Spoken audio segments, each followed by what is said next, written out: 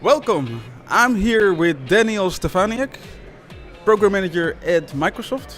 Exactly. I'm a part of Azure AD product group these days. I work with customers to understand their needs and give that feedback to engineering so we can make the best identity product on the planet. Hopefully soon. Hopefully soon.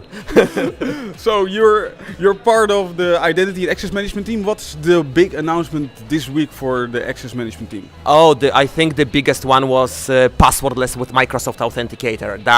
That is the one that is getting people psyched.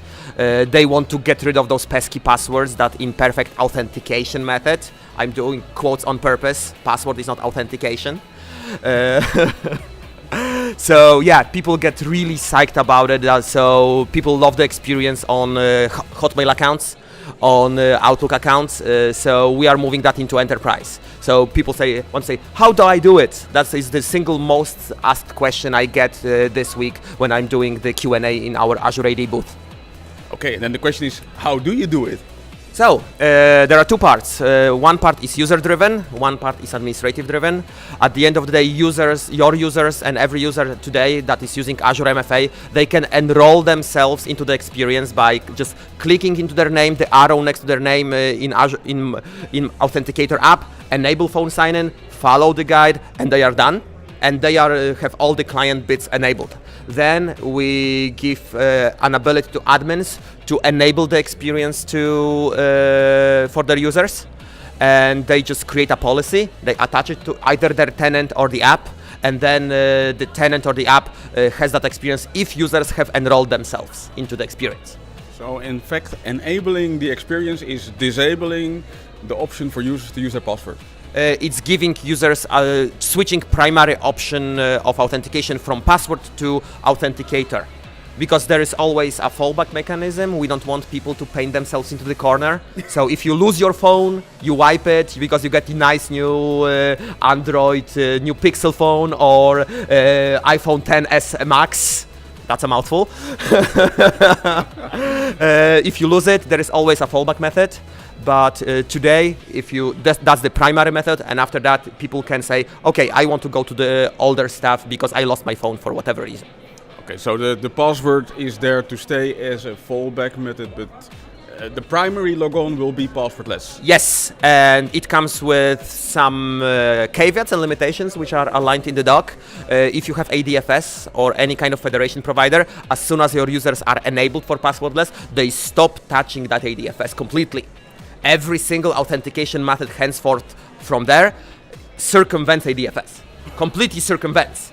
Because to enroll your authenticator, you have to do ADFS or whatever authentication provider, Okta, Ping, whatever you like, Shibboleth, if you don't want to do it. Then you just transfer the trust of that ADFS federated authentication to the authenticator. It gets kind of baptized or blessed. And after that, it should be smooth sailing. We transfer the trust of the federated authentication into authenticator.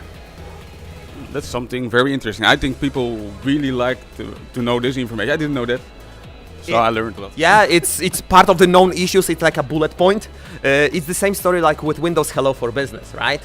Because Hello for Business has been around forever and people associate it with biometrics. Hello for Business is not necessarily biometrics. It's just substituting your password-based authentication to your workstation with something else, with a gesture and that PIN.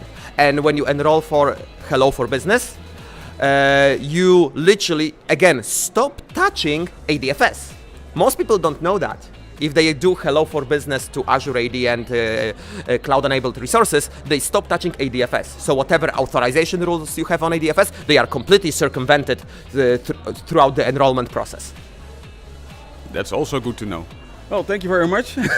I learned a lot, and well, I hope you will be back next year, because I want to hear next year what's going on at Ignite. Is there anything you can announce that's coming up for the period in identity services?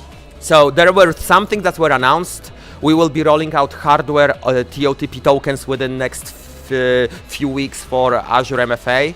We will be doing specific administrative roles for Azure MFA, which will be coming in coming months rather than weeks. Unfortunately, it's a big ask. And governance, PIM. At the end of the day, we are trying our best to do whatever our customers really need. Cool. I'm looking forward to that. Thank you very much. Thank you.